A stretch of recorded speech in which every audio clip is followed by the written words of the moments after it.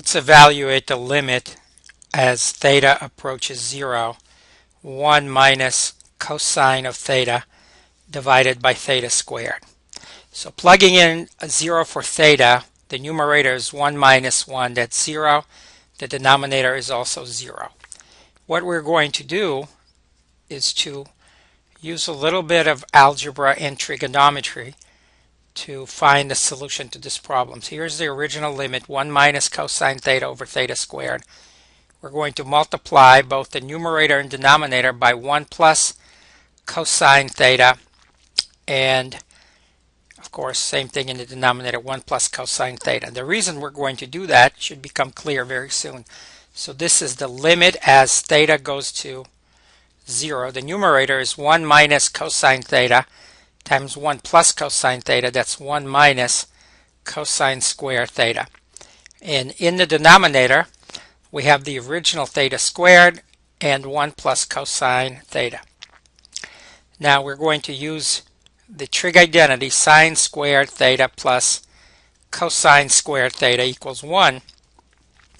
So 1 minus cosine square theta, which is what we have in the numerator, is just replaced with sine squared theta. So now our limit looks like this. Limit as theta goes to 0, sine squared theta divided by theta squared times 1 plus cosine of theta.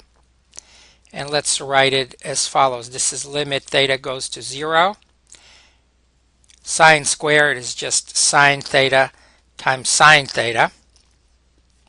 In the denominator we have theta squared. We can write that as theta times theta and 1 plus cosine theta.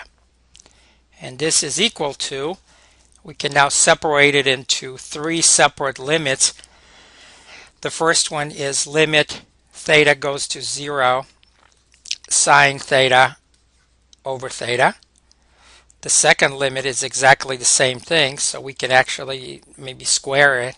That would be fine, or just multiply the two limits together. So this is sine theta again over theta, and then times 1 divided by the limit as theta goes to 0 of 1 plus cosine theta. Well, as seen in the previous video, this limit here is equal to 1. The one I'm circling is equal to 1. You should know that. If not, just look at the previous video where this is derived in detail. And the third limit, as theta goes to 0, cosine of 0 is 1. 1 plus 1 is 2, so that's a half. And the final answer is 1/2. For more videos, go to www.mathprepvideos.com.